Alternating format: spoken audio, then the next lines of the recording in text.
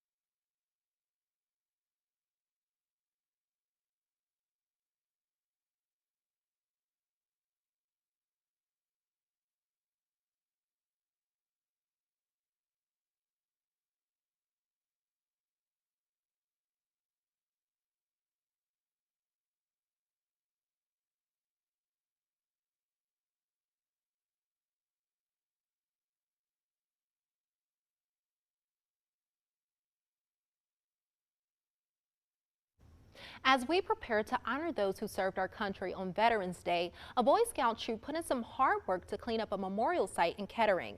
2 News reporter Allison Gins shares how it was more than just a service project for these scouts. It gives us a fresh perspective on what it means to be a scout. Every year before Veterans Day and Memorial Day, you can find members of Boy Scout Troop 193 here at Victory Oak Knoll. Leaf raking is mostly what we're doing today. This site, which stands next to the Dayton Golf Course, was dedicated in 1921 to memorialize all of the Montgomery County men and women who lost their lives serving in World War I. For the troop, it's a lesson in service. It gives me a lot of hope seeing young people wanting to serve and serve in ways that again, it's hands-on and has a deep meaning as well. And a lesson to always honor those who served our country. It allows us to truly reflect on what we have now and what made that possible. And when the scouts walk away from service projects like this one, they've gained life skills they can't find anywhere else. I don't think there's anything that prepares them to be positive contributing citizens, like learning the things they do out here. In Kettering, Allison Gens, 2 News. And just a few miles west, a 19th century house in Germantown is filled with artifacts and stories from veterans dating all the way back to the Revolutionary War. The Veterans Memorial Museum in Germantown was created in 2009, and more than 35 World War II veterans helped put it together. With war dead artifacts, Purple Heart recipients, and a range of stories from generals to privates are on display. The museum's curator says despite opportunities to move out of their current building, the community is too good to leave. The community has embraced us and supported us wholeheartedly throughout our existence here. The museum offers classes and presentations to share their story, and it's also open Saturdays from 12 to 4 and Sundays from 2 to 6. And coming up, locally focused scam calls are back. The details to watch out for when picking up your phone. And it was a beautiful day here in the Miami Valley. We have one more on tap here as we end the weekend off, but we are talking about showers. I'll let you know when. Coming up on the complete Storm Team 2 forecast.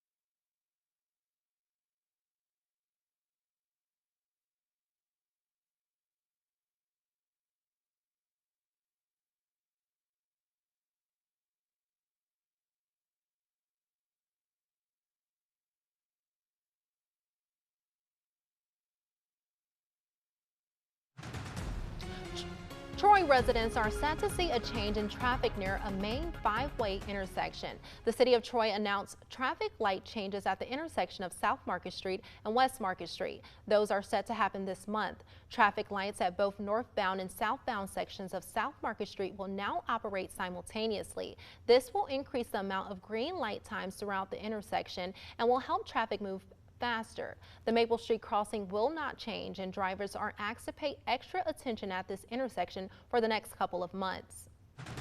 And there are 2 different phone scam alerts you should be on the lookout for. For Butler County residents, a recent scam call used a fake county judge and case number and used real sheriff's office employee names such as Officer Owens and Captain Matt Frank. The scammer claimed the victim had a warrant out for their arrest and tried to encourage the purchase of Green Dot card or secure electronic vouchers. The scammer also asked for payment.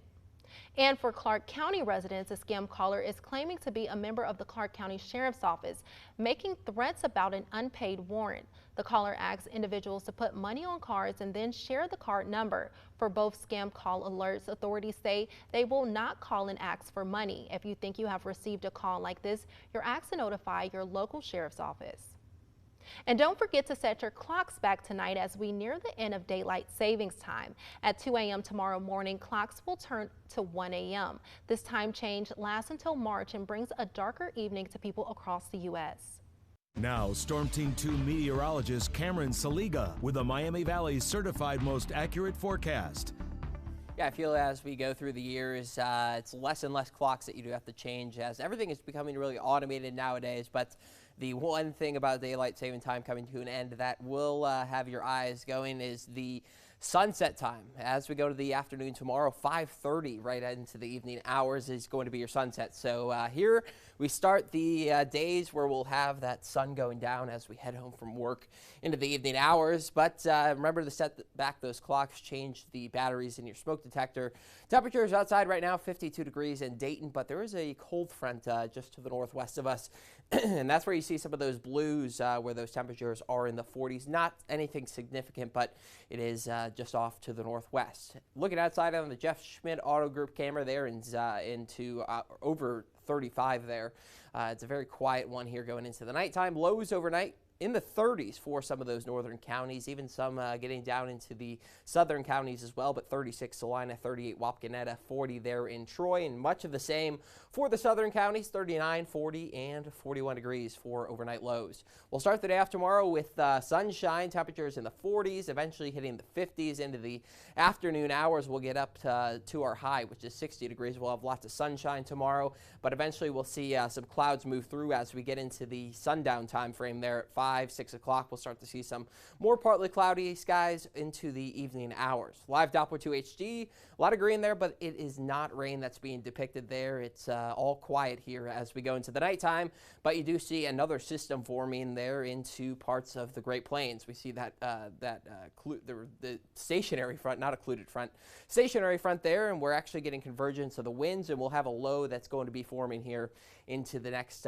24 hours as we expect our next system to be developing here and eventually moving into the Miami Valley. So going through the next 24 to 48 hours, we'll have some clouds overnight, maybe even some fog in the morning hours, but eventually through the afternoon, lots of sunshine, and then the clouds do move on in here as that sun goes down overnight. On and off cloud cover continuing into the work week, even a chance going into the evening time on Monday of a shower or two. So overnight we drop down to 40 degrees, partly cloudy with those winds up to 8 miles per hour. Tomorrow we get up to 60 with lots of sunshine, but late clouds, and again those winds 3 to 8 miles per hour. We hit the 70s or even have a chance at that on Tuesday and Wednesday. The bad news, though, as that temperature does rise, so do the chances of showers here going into the midweek. We will see a low-pressure system pushing on through, bringing those cooler temperatures into the weekend, but Wednesday and Thursday look to be the best chance here over the next 7 days of seeing some showers. Kajasia? Thank you, Cameron. And a spot in the girls Division II soccer Final Four is up for grabs tonight as the 2 top teams in the state go head-to-head in the regional final. Joey has highlights from Waynesville and Summit Country today. Straight ahead into sports.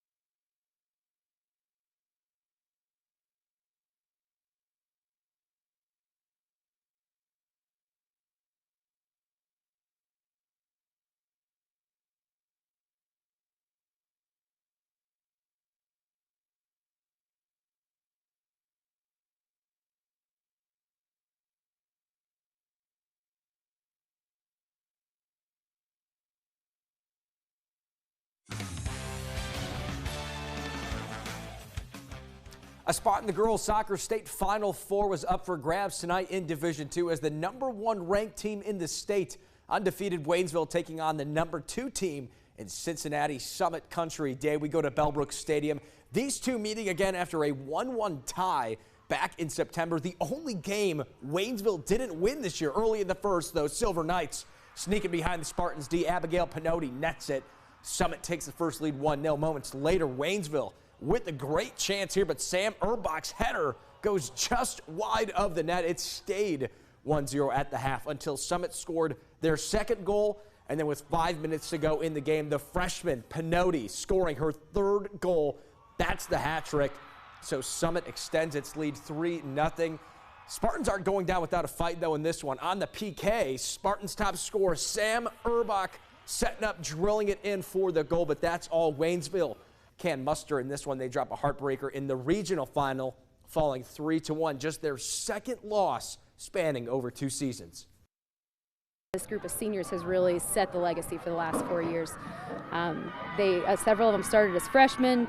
All of them come in. They took on a leadership role this year. They were the ones who set the goals. They were the ones who set the pace at practice. They're the ones who set the pace during the games and have just really set a new tone for Waynesville soccer. It's a little heartbreaking that it ends this way, but I couldn't be more prouder, and I wouldn't want to coach any other group of girls. Over the boys' regional finals today, Tippecanoe defeated Summit 2-0, sending the Red Devils back to the Division II state semifinals for the first time since 2020. And in D3, Waynesville boys knocking off Seven Hills 1-0. That one in overtime. The Spartans boys punching their ticket to the state semis as well. The newly CFB #1 ranked Ohio State Buckeyes put their undefeated streak on the line this afternoon against Rutgers. On the road in New Jersey, a battle in the Big Ten in the first. Kyle McCord looking end zone. It's hauled in by G. Scott for the first touchdown of the game. It's 7-0. And just before half, the Scarlet Knights knocked through their third field goal of the game. They take a 9-7 lead at the half. It's the first time OSU has trailed at halftime all season, but they get a huge spark to start the third quarter. On the tipped pass here, Jordan Hancock has it going the other way. He could go, how about 93 yards to the crib on the pick six. So the Buckeyes take back the lead 14-9, and they add to it late in the third. Travion Henderson, who fights through traffic on his way in for the score. OSU kept rolling the rest of the way in this one. They erased their halftime deficit. Rallying back in the second half, they secure a 35-16 win over Rutgers. The Buckeyes staying perfect still. Wasn't pretty, but they get it done. They're 9-0 on the year. They'll host Michigan State next Saturday at 7:30 right here on NBC. And some big news out of the Reds clubhouse earlier today. Cincinnati declined to pick up the 2024 option for Joey Votto's contract, thus bringing a 22-year career with the organization to an end. The Toronto native was drafted in the second round in 2002 by the Reds. He spent the majority of the 2003 and 2004 seasons right here in Dayton with the Dragons. Votto was a 6-time All-Star, was also the 2010 league MVP. It's a tough goodbye to one of the Reds' biggest icons for 17 incredible seasons. Well, top-ranked FC Cincinnati just picked up a big win. They continued their run in the MLS Cup playoffs tonight. Second match of the first round, best-of-3 series against the Red Bulls, and they are moving on to the next round. This one went to PKs. Cincinnati takes care of business. Kajaja? Thank you, Joey. And coming up after this break, Cameron has a final check of your forecast.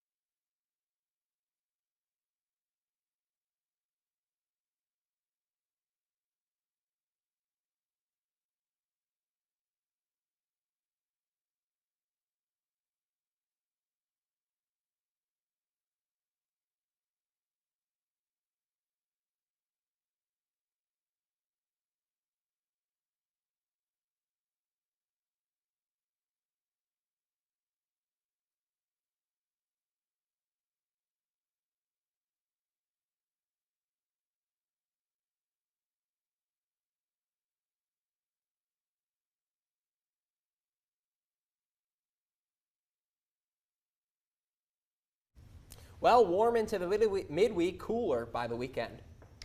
And thanks for watching 2 News at 10. Download the 2 News app to get breaking news alerts sent throughout the night. It's free in your app store. Have a great night.